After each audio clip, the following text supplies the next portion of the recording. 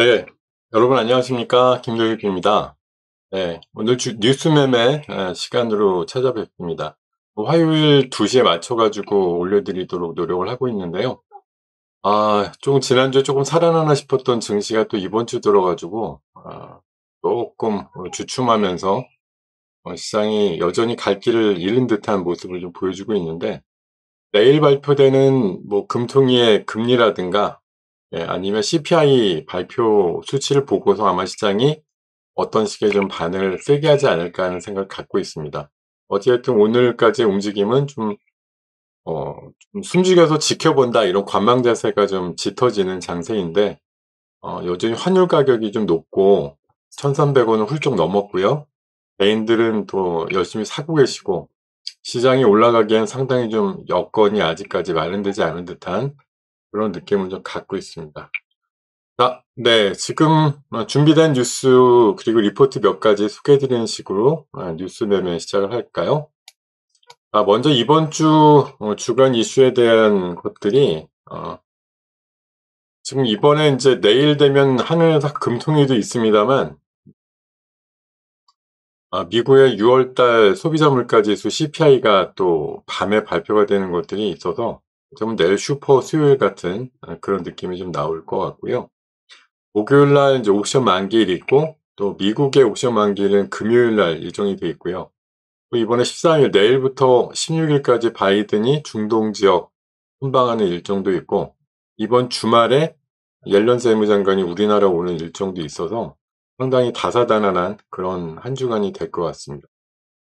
많은 사람들이 바라는 대로 내 CPI가 적정 수준으로 나오고 물가 지수 인플레이션에 대한 피크아웃이 생각이 날까요? 아니면 여전히 높구나라는 생각 때문에 당분간 계속 자이언트 스텝 이상의 금리를 해야 된다 이런 결론이 나오게 될까요?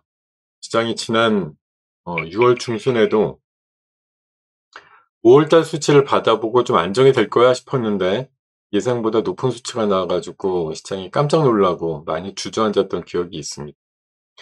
이번에 그러지 않기를 좀 바라는데 여전히 많은 사람들이 시장이 내일부로 해서 변곡점을 가지고 올라갈 거다 이렇게 생각하는 사람들이 너무 많은 게 어떻게 보면 약간 불안한 요인이 아닐까 이렇게 생각을 해보고 있고요. 자, 다음 뉴스로 미국의 인플레가 진정되는 거냐 하는 문제. 휘발유 가격이 2008년도 이후에 일일 낙폭으로는 최대폭으로 낮춰졌다는 얘기들도 있고요. 그리고 우리나라도 최근에 뭐 유가 관련해서 정부가 단속에 나서면서 기름값들을 어떻게든 안정시키려고 노력을 하고 있고 바이든 같은 경우는 고유가를 해법을 찾기 위해서 거기 알래스카에 있는 유전 개발 사실 어 발전 용량은 그렇게 크진 않습니다만 '얘라도 뽑아내야겠다.' 이런 생각들을 하고 있다는 얘기들도 나오는데 결정적인 건 푸틴이죠, 푸틴. 예. 푸틴이 이렇게 얘기를 했어요. "추가 배러 러시아에 대한 제재가 계속되면은 국제 에너지 시장에 대해서 재앙을 초래할 거다. 서방 세계가 견디지 못하는 수준으로 뭐 일각에서 러시아가 완전하게 러시아의 유럽의 원유를 끊으면 뭐 연말에 유가가 300불대 간다 이런 얘기들까지도 나오는데 지금 바이든이 미워서라도 유가를 내리기 싫어하는 푸틴의 생각이 현실화될 가능성도 충분히 있다라고 생각을 합니다. 바이든도 딜레마요. 푸틴은 뭐 딜레마라기보다는 서방 세계가 우리를 못 사게 굴면 나는 그거에 걸맞게 보복을 하겠다는 얘기들을 계속 하고 있으니까요. 다음 뉴스로 지금 뭐 시중에 굉장히 인기를 끌고 있는 드라마이자 콘텐츠가 자폐 변호사, 뭐 이상한 변호사 우영우라고 하는 드라마인데 무해한 매력 때문에 2주 만에 기획사, 제작사인 A스토리가 70% 넘게 주가가 올랐다 이런 기사가 나옵니다. 그러다 보니까 A스토리의 또 지분을 갖고 있는 갤럭시와 머니트리도 어저께 부각이 되는 모습이었고 뭐 다른 기획사들도 기대감이 부풀어요.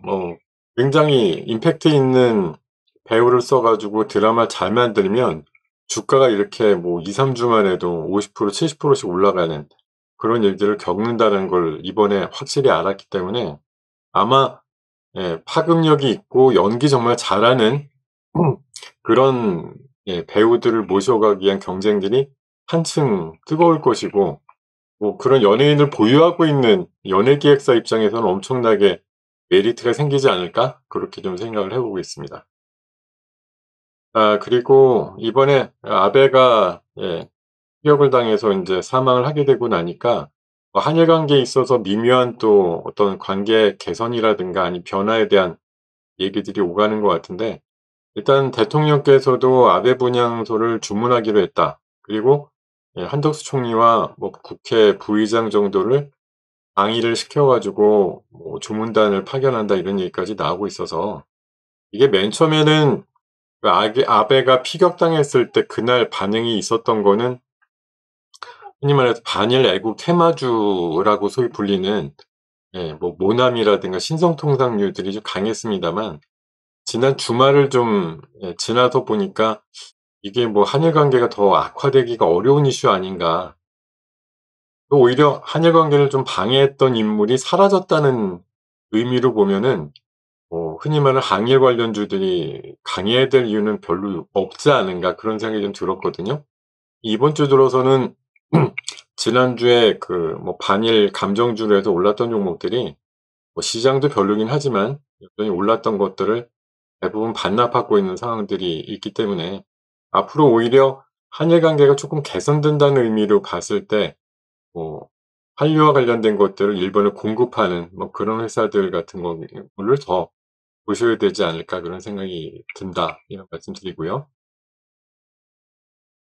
지금 코로나가 다시 재확산되고 있습니다. 뭐 우리나라도 한 2주 사이에 최저 한 3천 명까지 내려갔던 코로나 확진자가 지금 오늘부로 해서 한 4만 명까지 늘었다는 얘기들이 있거든요.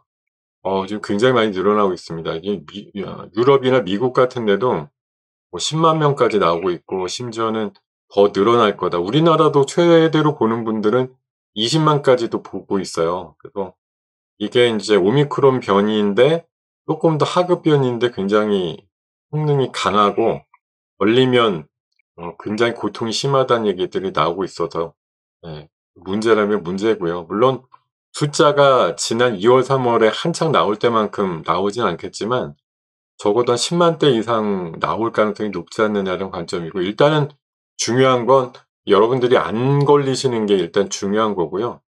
두 번째로는 인제 이게 주식시장에서 다시 미치는 영향이 백신이나 치료제, 뭐 진단 키트 이런 쪽의 종목들을 또 끌어올리고 있거든요. 근데 참 이게 질기고 오랫동안 가는 바이러스라고 하는 걸 인정할 수밖에 없는 상황이라, 뭐 그전만큼 파괴적으로 올라가지는 않겠지만 어느 정도 뭐 환자 수가 늘어나는 동안에는 연동해서 올라갈 수밖에 없지 않느냐, 그런 관점을 좀 감안을 하셔서 매매를 하실 필요는 있다, 이런 생각이 들었습니다. 연계해서 보면은 코로나 더블링이 나오다 보니까 현찰을 쓸어 담는 진단키트 백신주다.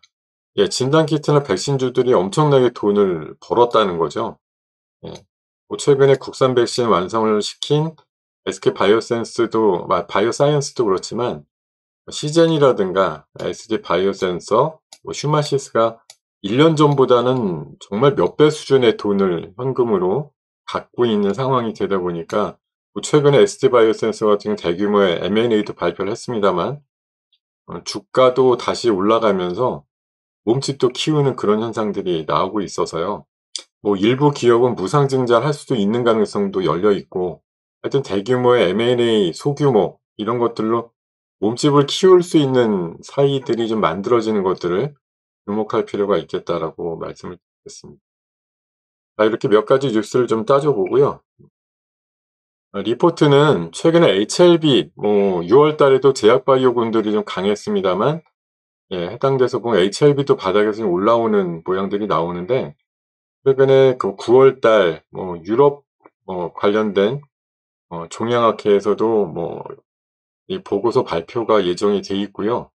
관련해서도 연말까지 쭉 몇 가지 발표 파이프라인이 있는가 봐요. 그래서 원래 좀 대표로 있는 사람이 옛날에 작전해 가지고 원래 유명했던 사람이라 쪼끔 의구심을 갖고 보는 눈도 있습니다만, '이번엔 진짜다.' 이렇게 생각하는 사람들도 또 있나 봐요. 그래서 이게 시대의 사기꾼이 또 한 번 일을 벌리는 건지, 아니면 바이오 쪽에 어떤 획을 그을 수 있는 그런 것들이 마련이 되지 않은 부분들이 좀 관심사다. 이렇게 말씀을 드리겠고요. 그리고 장이 좀 안 좋을 때 보면 보수적으로 텔레콤 주식들, 통신주들을 많이 추천을 하는데, 그냥 보수적인 관점이다 이게 아니고 진짜로 좋으니까 사는 거다 이런 관점이에요. SK텔레콤에 대한 보고서인데, 뭐 최근에 KT나 LG U+도 마찬가지지만 마케팅 비용은 줄어들었고 5G 가입자는 계속 늘어나고 있고, 또 해당되는 통신의 비율은 줄이면서 기통신 사업, 뭐 아까 그 우영우 같은 경우도 KT의 자회사가 또 일부 제작에 참여한 부분도 있거든요.